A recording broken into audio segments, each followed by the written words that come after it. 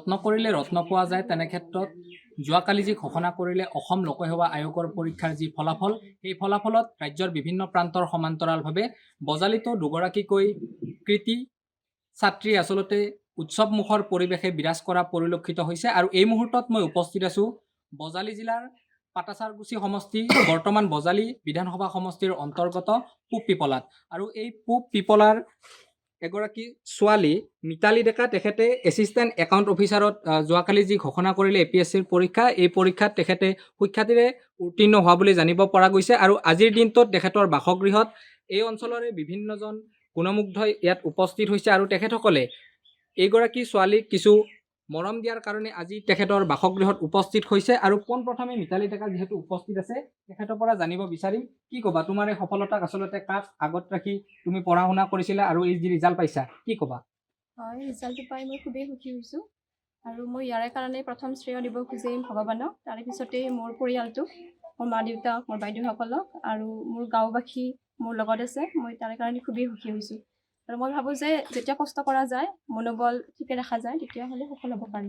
কিমান দিন ধৰি আচলতে APSC পৰীক্ষাৰ কাৰণে সাজু হৈছিলা, কিমান ধৰণৰ কষ্ট কৰিছিলা আৰু ক'ৰবাত কোচিং লৈছিলা নেকি? মই আচলতে লকডাউনৰ সময়ৰ পৰাই প্ৰস্তুতি কৰিছিলোঁ আৰু এইবাৰ মোৰ তৃতীয় প্ৰয়াস আছিলে। প্ৰথমবাৰো মই ইণ্টাৰভিউ দিছিলোঁ 2বাৰ, এতিয়া এইবাৰ মোৰ ক্লিয়াৰ হ'ল, ভাল লাগিছে আৰু মই ভাবোঁ যে কষ্ট কৰিলে সফল হোৱা যায়। বিফলতাৰ পিছত আচলতে যি সফলতা পোৱা যায় তেনে ক্ষেত্ৰত বিভিন্নজনক কি ক'বা আচলতে যে বিফল হোৱাৰ পিছতো আচলতে হাৰ মানি যাব নালাগে, তুমি কি ক'বা? মই ভাবোঁ যে যিটো মনেদি যেতিয়া আমি হাৰি যাওঁ সেইটোহে আচল হাল। যেতিয়া আমি মনৰ বল ৰাখোঁ তেতিয়া আমি সঁচাকৈয়ে ধৈৰ্য আৰু মনোবল বৃদ্ধি কৰি সফলতা লাভ কৰিব পাৰোঁ। আগন্তুক যিসকল ছাত্ৰ ছাত্ৰী এনেধৰণৰ পৰীক্ষাত অৱতীৰ্ণ হ'ব তেখেতসকলৰ তোমাৰ কি আহ্বান থাকিব, কেনেধৰণে পঢ়া শুনা কৰিব লাগে বা কি ক'বা তুমি? মই ভাবোঁ যে ইণ্টাৰনেটৰ যদি আমি সঠিক প্ৰয়োগ কৰোঁ তেতিয়াহ'লে কোচিঙৰ কোনো প্ৰয়োজন নাই, কিন্তু এই ক্ষেত্ৰতো কিছুমান মক টেষ্টৰ প্ৰয়োগ কৰে ছাত্ৰ ছাত্ৰীয়ে, সেইটো নিশ্চয় কৰিব লাগে আৰু যিটো আমাৰ আগতীয়াকৈ হৈ যোৱা পৰীক্ষাবিলাক তাৰ প্ৰশ্ন কাকত যদি ভালদৰে খুটি নাটি মাৰি চোৱা যায় তেতিয়া ইয়ে বহুতখিনি সহায় কৰে। মই ভাবোঁ যে প্ৰত্যেকগৰাকী ছাত্ৰ ছাত্ৰী এতিয়া আগবাঢ়ি আহিব লাগে, যিহেতু এই পৰীক্ষাটো স্বচ্ছ আৰু নিকা এটা পদ্ধতিৰ মাজেৰে সমাপন হৈছে, গতিকে মই ভাবোঁ যে সকলোৱে আগবাঢ়িব পাৰে। এতিয়া গাঁওখনৰ বিভিন্নজনৰ পৰা গম পাইছোঁ যে তুমি এই গাঁওখনৰ দ্বিতীয়গৰাকী অসম লোকসেৱা আয়োগত উত্তীৰ্ণ প্ৰাৰ্থী, কি ক'বা আগন্তুক যিসমূহ ছাত্ৰ ছাত্ৰী এনেধৰণৰ পৰীক্ষাত গাঁওখনলৈ সুনাম অৰ্জন কৰিব বিচাৰে তেখেতসকললৈ কি আহ্বান থাকিব? আমাৰ গাঁওখন অলপ ভিতৰুৱা গাঁও, কিন্তু পিছপৰা গাঁও নহয়। মই ভাবোঁ যে যদি ছাত্ৰ ছাত্ৰীসকলে সঁচাকৈয়ে এই ক্ষেত্ৰত সজাগ হয় তেতিয়াহ'লে তেওঁলোকে আগবাঢ়িব পাৰে আৰু মই ভাবোঁ যে মই যিমানখিনি পাৰোঁ যিখিনি উঠি অহা প্ৰজন্ম তেওঁলোকক নিশ্চয় সহায় কৰিম। পিতৃ আছে তেখেতৰ পৰা জানিব বিচাৰিম ছোৱালীৰ এনেধৰণৰ সফলতা আচলতে কি বুলি ক'ব, যিহেতু আপুনি আগতে শিক্ষকতা বৃত্তিৰ লগত জড়িত হৈ আছে? মই মোৰ ছোৱালীৰ সফলতাত খুব আনন্দিত। মই শিক্ষক হিচাপেও ছাত্ৰ ছাত্ৰীৰ ক্ষেত্ৰত যথেষ্ট গুৰুত্ব দিছিলোঁ, নীতি নিয়মৰ ক্ষেত্ৰতেই হওক, তেওঁলোকৰ উচ্চ আকাংক্ষাৰ ক্ষেত্ৰতেই হওক মই সহায় সহযোগ কৰি আহিছিলোঁ আৰু মোৰ ছোৱালীকো মই বিভিন্ন ধৰণে দিহা পৰামৰ্শ দিছিলোঁ। মা এনেকুৱা ধৰণৰ প্ৰশ্ন আহিব পাৰে, এই দিশটোত চাবি, এনেকুৱা ধৰণৰ কথা জনাটো উচিত আৰু সন্মুখত যি দেখা সেইটোৰ সম্পৰ্কে জ্ঞান লাভ কৰিব লাগে, অকল যে পাঠ্যপুথিৰ কথাই আছে সেইটো নহয়, এনেকৈ আগবাঢ়িলে সফল হ'বি, ধৈৰ্য ধৰ, নিশ্চয় সফল হ'বি। ছোৱালীগৰাকীক সম্বৰ্ধনা জনোৱাৰ কাৰণে বাসগৃহত উপস্থিত হৈছে পূব পিপলা যি যুৱ সংঘ আছে এই যুৱ সংঘৰ সদস্যসকল, তেখেতসকলৰ পৰা জানিব বিচাৰিছোঁ কি ক'ব যুৱ সংঘটোৱে বিভিন্ন সমস্যাত আপোনালোকে বিভিন্ন কাম কাজ কৰি আহিছে, তেনে ক্ষেত্ৰত ছাত্ৰ ছাত্ৰীসকলক আগবঢ়াই নিয়াৰ যি পৰিকল্পনা আগত ৰাখিছে, আজি যি সফলতা এই সফলতাত আপোনালোকে সম্বৰ্ধনা জ্ঞাপন কৰিছে, কি ক'ব? হয়, আমি নথৈ আনন্দিত।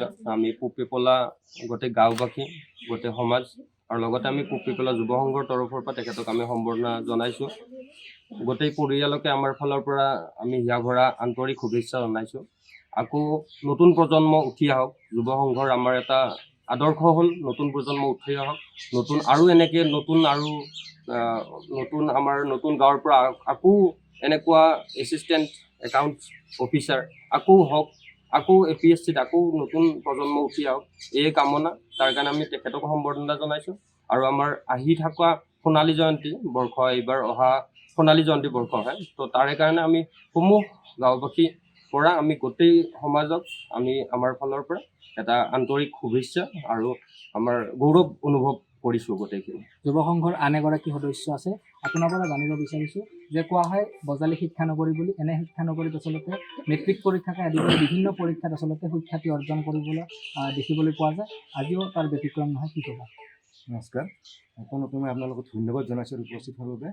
আমাৰ এই গাঁৱৰে লগতে বৰবৰী উচ্চতৰ মাধ্যমিক বিদ্যালয়ৰ বিজ্ঞান বিষয়ৰ প্ৰাক্তন শিক্ষক মাননীয় সুন্দৰ ডেকাদেৱ আৰু গোলাপী ডেকা ছোৱালী মিতালী ডেকালৈ আমি পপিপলা যুৱ সংঘৰ ফালৰ পৰা ধন্যবাদ জনাইছোঁ। আৰু আমি অত্যন্ত সুখী যে আজি আমাৰ গাঁৱত এনেকুৱা এটা উৎসৱমুখৰ পৰিৱেশ বিৰাজ কৰিছে, যে আমি ইমান বছৰৰ পিছত দ্বিতীয়টো আমি এনেকুৱা বিষয় পালোঁ।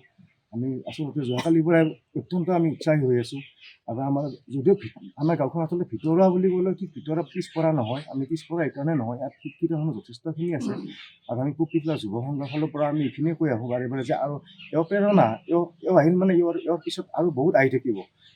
আশাবাদী যে আমি নিশ্চয় আৰু বহুত এনেকুৱা ধৰণৰ মানুহ গঢ়িব পাৰিম, আমাৰ গাঁৱত নিশ্চয় গঢ়িব।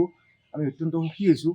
আৰু পিছত আমি এনেকুৱা ধৰণৰ আমি সংঘৰ ফালৰ পৰা আমি এনেকুৱা কিছুমান ষ্টেপ ল'ম, আমি কিবাখিনি যদি পাৰোঁ আমি আলোচনা কৰিম, যাতে এনেকৈ দিহা পৰামৰ্শ দি বিভিন্ন ধৰণৰ আমি হেৰিৰ যোগেদি আমি এনেকুৱা মানৱ সম্পদ গঢ়িব পাৰোঁ। আমি অত্যন্ত সুখী হৈছোঁ। ধন্যবাদ।